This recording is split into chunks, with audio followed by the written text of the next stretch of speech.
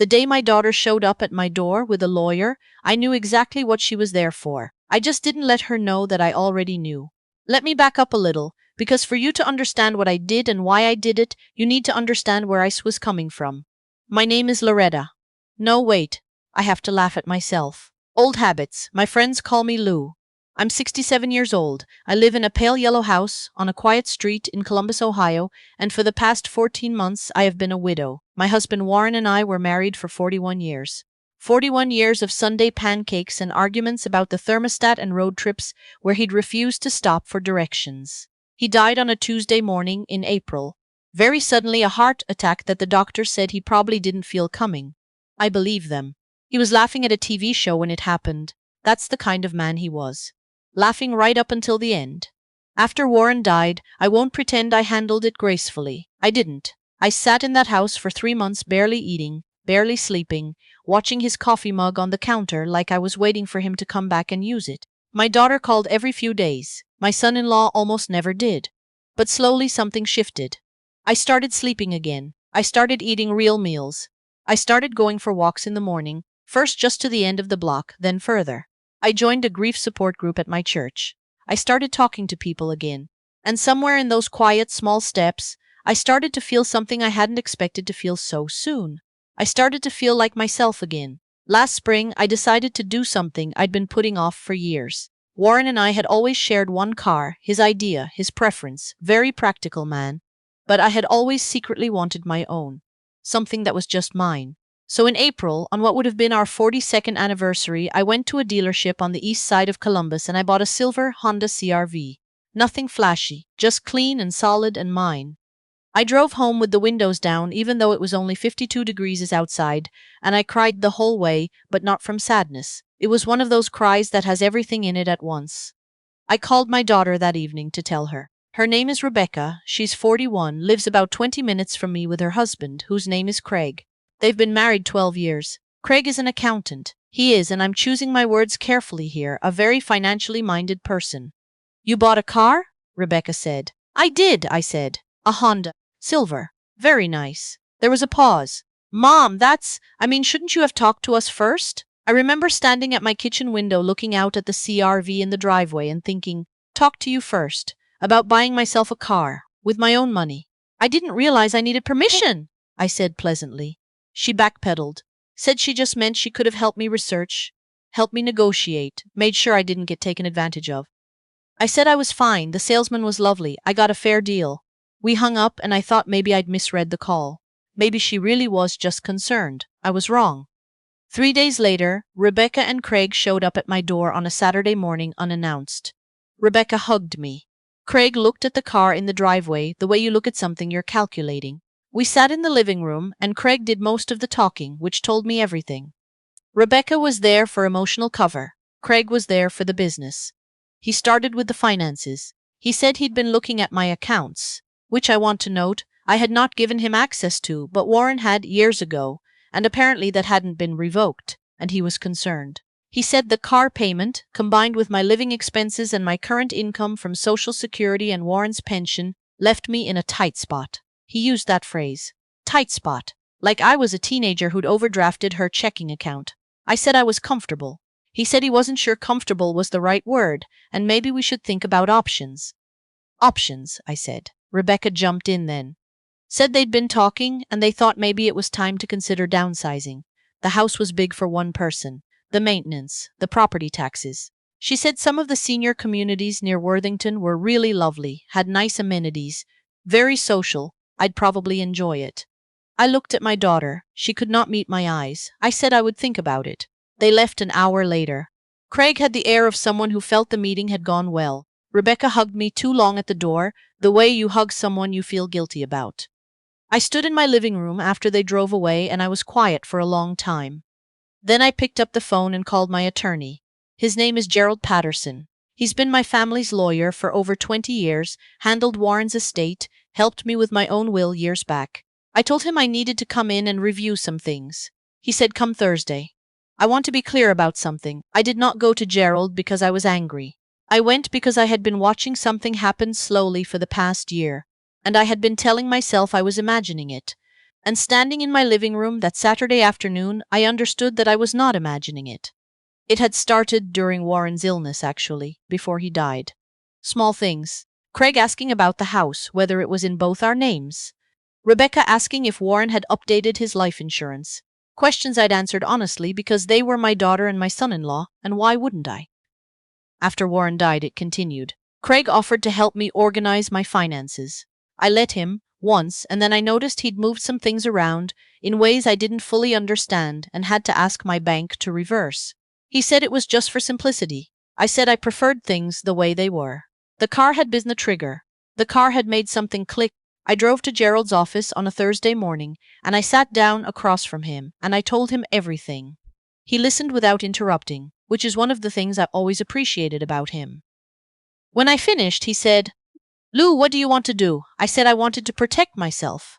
I said I wanted to make sure that what I had built over 41 years with my husband could not be maneuvered away from me by people who had decided I was now an asset to be managed rather than a person to be loved. Gerald nodded slowly. Then he said, "All right, let's talk about your options." We spent 2 hours in that office. By the time I left, I had a plan. The first thing we did was revoke Craig's access to my financial accounts completely. I called my bank that same afternoon and had it removed. I did not tell Rebecca. The second thing was the will. My existing will left everything.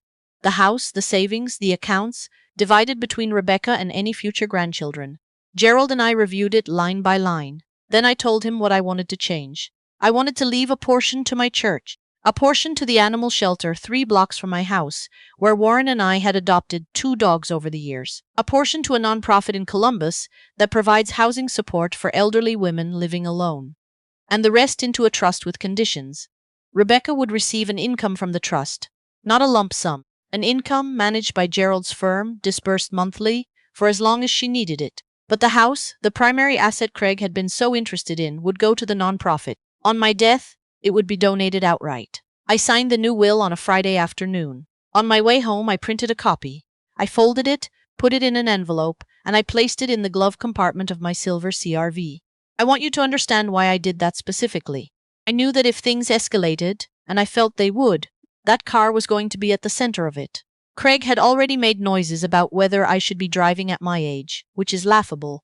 I have a perfect driving record, but I understood what he was doing. He was building a narrative, laying groundwork. And I wanted the truth to be right there in that car waiting. 2 weeks later, they came back. This time, there was a third person with them. He was a young man in a very crisp suit who introduced himself as someone from an estate planning firm. He had a portfolio under his arm and a very practiced smile. I led all 3 of them into my living room.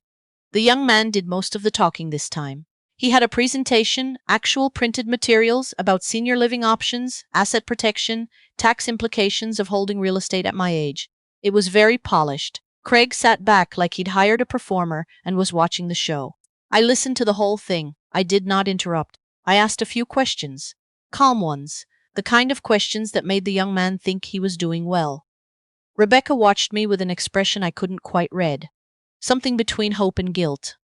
When the presentation was finished, the young man slid a document across the coffee table toward me. It was a durable power of attorney, naming Craig as my agent for financial decisions. I looked at the document. I looked at my daughter. She was staring at her hands. "Rebecca?" I said quietly. She looked up. "Did you ask for this? Or did Craig?" The silence lasted about 4 seconds, which is a long time in a quiet room. Craig cleared his throat. He said it was their joint decision. He said they were concerned about me making major financial choices without guidance. He referenced the car. He said, and these are his exact words, "You're not in the best position to be managing all of this alone, Lou." I sat with that for a moment. Then I said, "I'd like you to check something for me before we go any further." I looked at my daughter. I said, "My keys are on the hook by the door. Take the car key, it's the silver one, and check the glove compartment. Bring me what's in there." Rebecca looked confused. Craig looked impatient. The young man looked uncertain. Rebecca got up and went to the door. I heard my keys jangle. I heard the front door open. I sat with my hands folded and waited. She came back 2 minutes later with the envelope.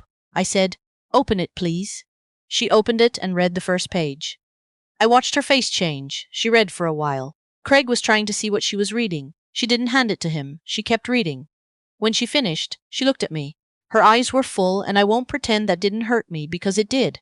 She's still my daughter. Mom, she said. Her voice was very small. I said, that's the new will I signed 2 weeks ago. Gerald Patterson drew it up. It's already filed. I turned to Craig. I said, the house is going to charity. You should know that. I turned to the young man. I said, I won't be signing that document today, or any other day. You're welcome to leave your materials and I'll have my attorney review them, but I think we're done for this morning. Craig's expression went through several stages in about 15 seconds. I watched all of them. The young man gathered his portfolio. He was professional about it, I'll give him that. He shook my hand at the door and left. Craig followed without speaking to me. Rebecca stayed. She sat back down on the couch, and for a moment neither of us said anything. Then she started to cry. Not the kind of crying that's manipulative. I know the difference, but the real kind, the kind that comes from somewhere deep and uncomfortable. She said she was sorry. She said she didn't know Craig had gone as far as hiring someone. She said she genuinely had been worried about me and she hadn't known how to say it, and Craig had taken over and she'd let him. I believed her. Partly. I believe she was worried. I also believe she had let herself be convinced that Craig's solution was a reasonable one, because it was easier than asking hard questions about what her husband was actually after. I said, Rebecca, I'm your mother. Not a problem to be solved. She cried harder. I let her. And then after a while I got up and made us both tea, because that's what you do. We talked for a long time that afternoon. I told her I loved her. I told her I was not going anywhere. I told her the will was what it was and it would stay that way. Not because I didn't love her, but because I had earned the right to decide what happened to what I'd spent my life building. I told her if she wanted to have a real relationship with me, I was right here, same as always. But I would not be managed. Not by Craig, not by a stranger in a suit, not by anyone. She nodded. She wiped her eyes. She said she understood. She called me 3 days later. Not Craig, her. She called to ask if I wanted to come to dinner that Sunday. Just the two of us. She said Craig had a golf thing. I said yes. I drove myself there in my silver CRV, windows down even though it was a little cool, and I thought about Warren. I thought about how he would have handled all of this. And honestly, I think he would have been furious. He was a quiet man, but he had a temper for injustice. And then I thought about how he would have been proud of me too. That was enough. That was more than enough. There's something nobody tells you about being a woman over 65 in this country. People start to see you as something that needs to be administered. Your opinions become suggestions. Your decisions become concerns. Your independence becomes a liability. What I know, sitting in my living room now with a cup of coffee and my cat on the arm of the couch and my own car in the driveway, is this. I worked. I raised a child. I built a life alongside a man I loved for 41 years. I paid taxes and attended school board meetings and volunteered at the food bank on the third Saturday of every month. I earned everything in this house twice over. Nobody gets to take that from me by handing me a document with a practiced smile. I'm 67 years old. I sleep well. I take my walks. I go to church on Sundays and the grief group on Wednesdays, and sometimes I just get in the car and drive with no particular destination because I can. That glove compartment is empty now. The will is filed, the accounts are locked, the lawyer is on speed dial. And for the first time in a long time, so is the version of myself I thought I'd lost when Warren died. It turns out she was here the whole time, just waiting to be needed.